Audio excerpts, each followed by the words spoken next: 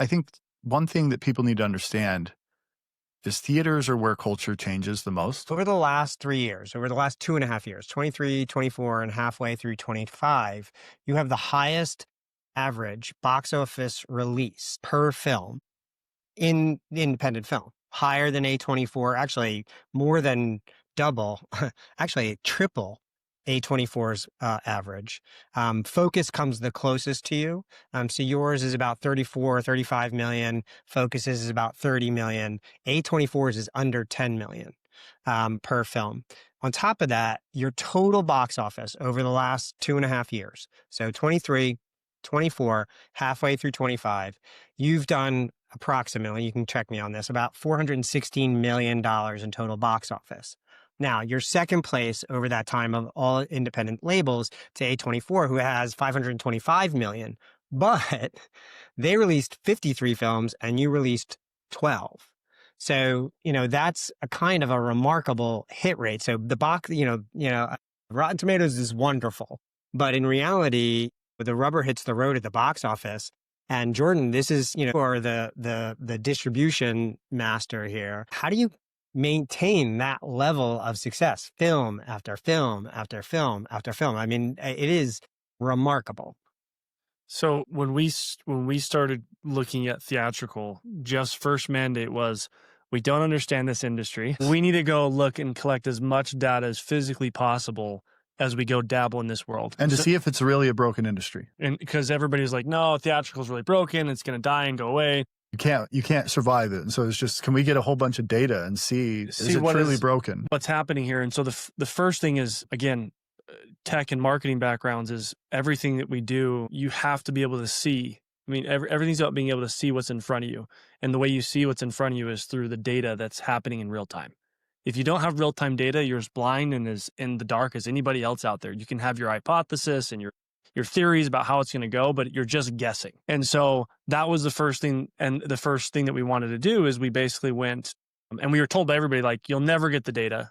You'll never be able to get those relationships. And so we spent basically 2 years, Jared Giese, our chief distribution officer, spent 2 years building relationships with the different ticketing platforms and the different exhibitors. And Brandon Purdy, our executive vice president of theatrical distribution, he had relationships with almost all the domestic distributor or exhibitors. And so over a 2-year period, we built out this data integration to where now we have real-time data on all of our platforms of people buying tickets for 90+% of all exhibitors in the nation.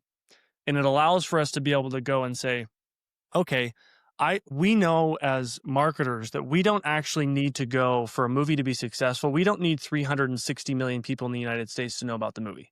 We don't. And there's not 360 million people who want to know about that movie. It doesn't appeal to everybody.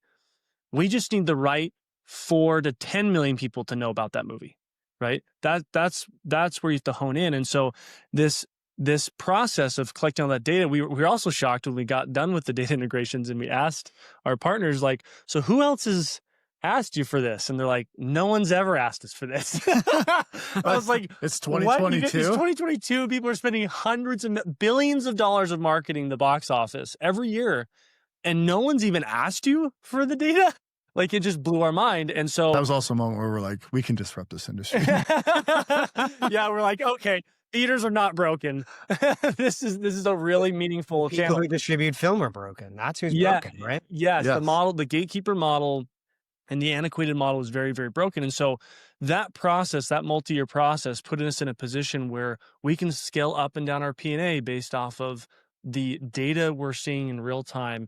And then it's allowed for us to, put ourselves in a position where we don't actually build off of and model off of how do we get the next Sound of Freedom. Everybody always looks at us and says, how do you get the next Sound of Freedom? Or how do you get the next King of Kings? Those big box office those things that blow up. And we're like, we don't care. We're building a model where we are successful off of base hits. It's okay if we do 5, 10, 20 million, $30 million box offices, as long as we spend accordingly on our P&A. It doesn't actually matter. If it breaks out and we know and we can see the data breaking out, we can scale up to go do a King of Kings or a Sound of Freedom, but we don't have to do that. we can leverage the data we have to make better real-time decisions. And so it's been very, very fun to watch as this has evolved. And as people call us and like, how are you guys doing this? What are you doing? I'm like, well, we get a movie that the guild loves, so we know the audience loves it. And then we go find the people who also love that movie and we sell them tickets.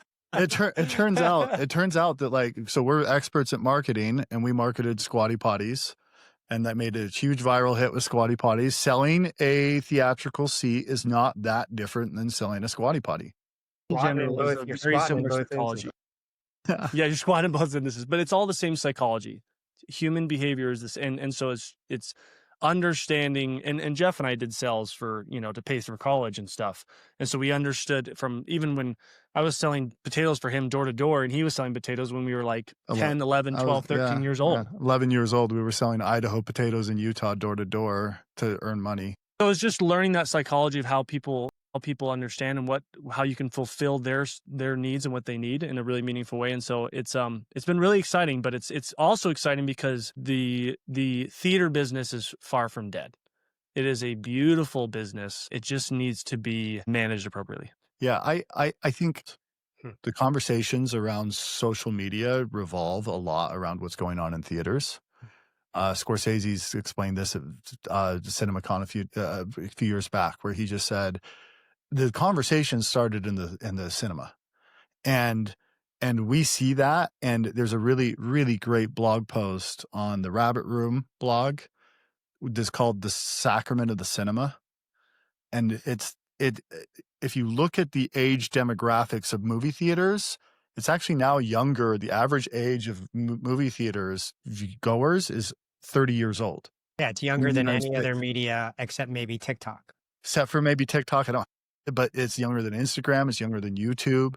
It's the youngest demographic. And the reason why, I think, is because when you go to church, the reason why they call it sacrament is you voluntarily give up all your distractions. And as a community, you focus on this sacrament or the communion or the Lord's Supper, whatever it is your faith tradition calls it. And you focus on it together as a community. And there's no pause button. There's no play button. There's no way to stop. You all focus on it together, and you can have a life-changing experience. The same thing happens when you go to the theater. You voluntarily surrender your social media, your phones. You disconnect, and you, as a community, should. Not everybody does. Yeah. But I think this is why young people go to the theater, though, is because they do want to disconnect. Right. They want to disconnect. And maybe the boomers are still pulling out their phones, but young people want to disconnect. And what's happening is you go in and you sit down and you get this experience together. You have to hold it if you need to go to the bathroom. And whether or not, every filmmaker knows this, whether or not you want to agree with it, when you're at home and you can pause and go to the bathroom, grab an ice cream, it changes the flow of the movie. It changes the experience. And so it's a different type of life-changing experience you can have in front of the theater. And we just want to make sure that as many of those life-changing experiences are for amplifying light and doing good and teaching families principles. And, anyway, that's my preaching on the cinema.